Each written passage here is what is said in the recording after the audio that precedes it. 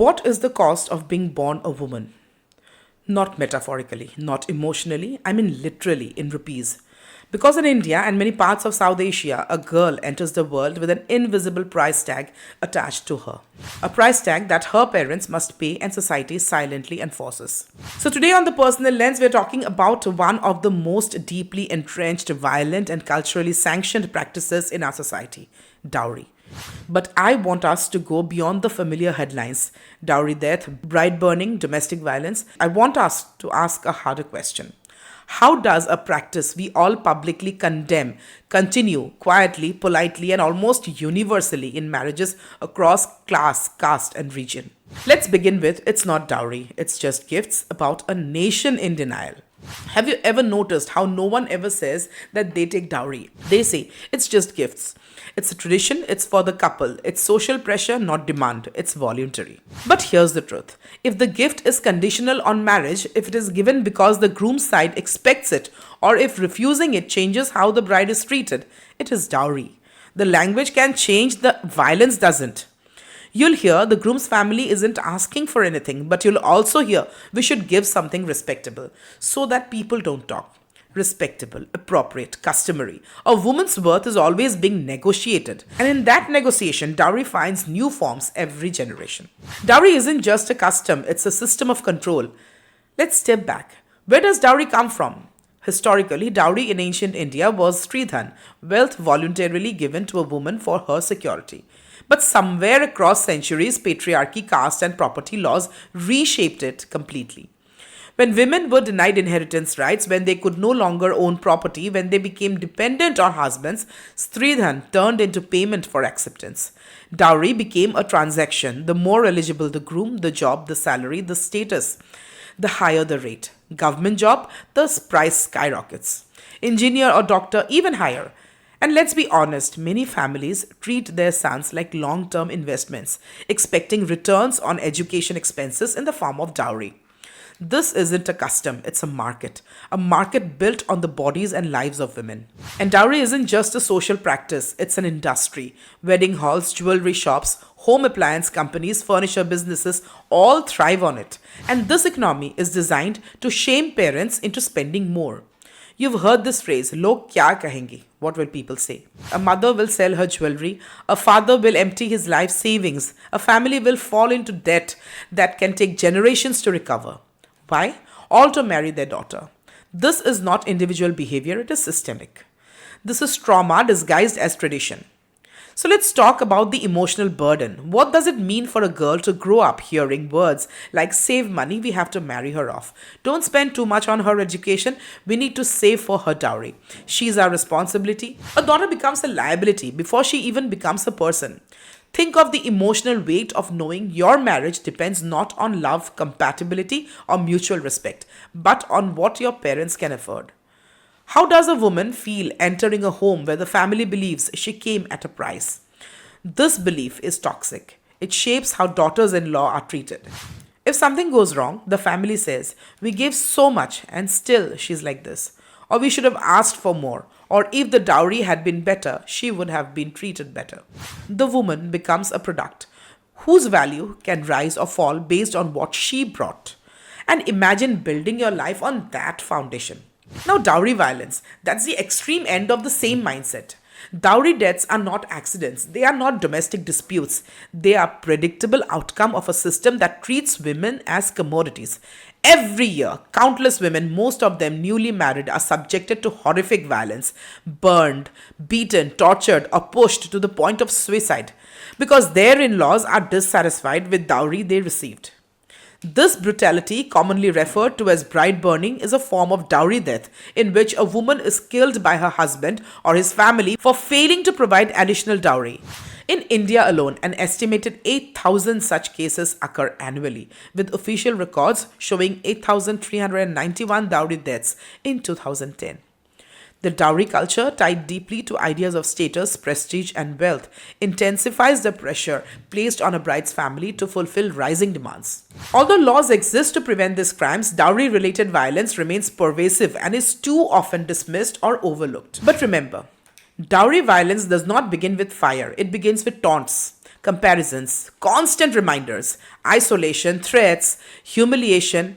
Not every dowry victim becomes a headline. Most don't. Their suffering lives inside homes, behind closed doors, in kitchens, in WhatsApp family groups, in casual remarks. Violence is not always physical. Dowry lives in silence too. The law exists, but so does the loophole culture. Let's acknowledge this. India prohibits dowry under the Dowry Prohibition Act of 1961. But laws don't work when society works harder to bypass them. People now use the language of customary gifts, voluntary contributions, wedding expenses to avoid calling it dowry. Even registration of gifts meant to protect women is often manipulated to protect the groom's family instead.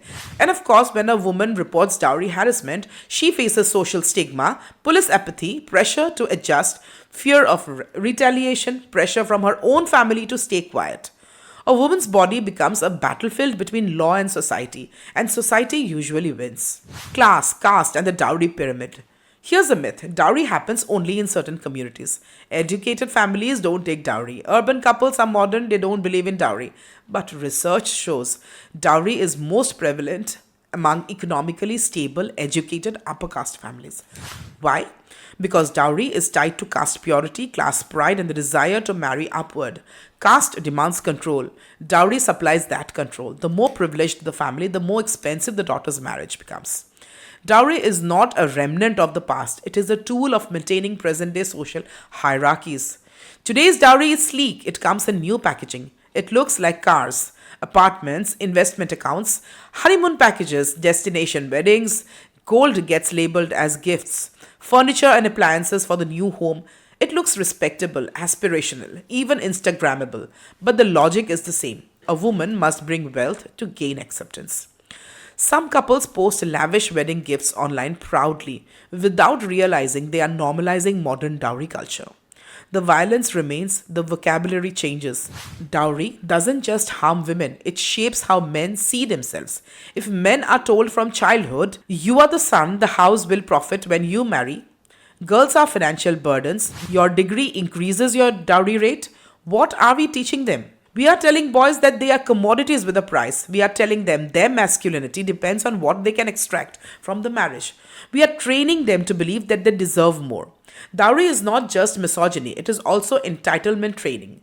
But women are resisting, quietly, bravely, powerfully, but surely. So the story is not hopeless. Across India, women are resisting dowry in ways big and small. Women publicly refusing marriages where dowry is expected. Parents choosing to invest in daughters' education rather than dowry funds. Couples opting for court marriages with no exchange of wealth. Brides walking away from wedding mandaps when demands suddenly rise. Feminist groups documenting dowry deaths and providing legal support. Every resistance story matters. Every no to dowry is a crack in the system. And here's another truth. A society that teaches daughters to say no to dowry must also teach the sons to refuse taking it. Because change cannot come from women alone. Patriarchy did not come from women, and it cannot be dismantled by women alone. And dowry is not just about money, it's about power. Let's try and understand that dowry is not about economics alone.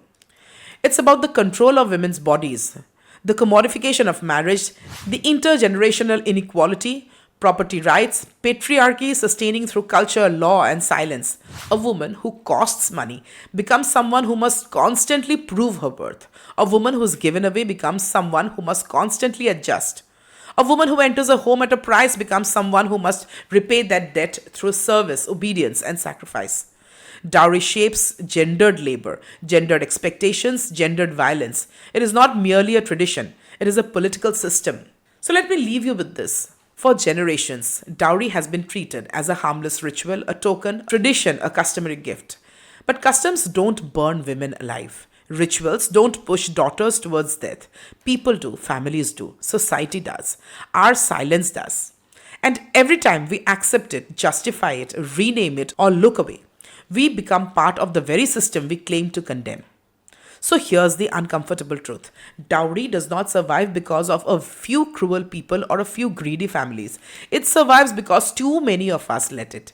Because we value reputation over justice. Because we fear conflict more than we fear violence. Because we still treat marriage as a transaction and women as its currency.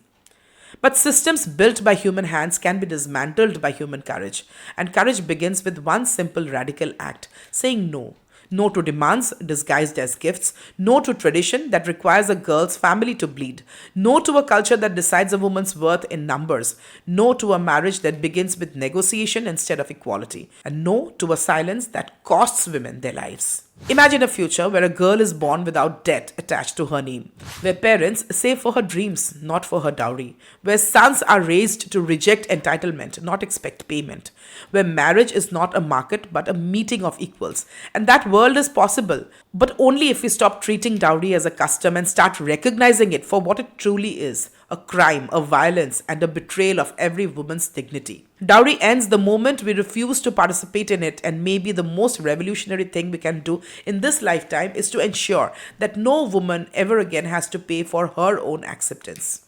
Because her life is not a transaction, her freedom is not negotiable, and her worth is and always has been priceless.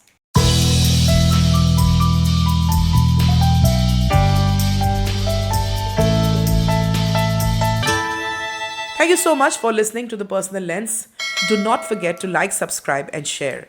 Do leave your thoughts and comments at the email provided in the description. And until next time, do keep looking through the personal lens.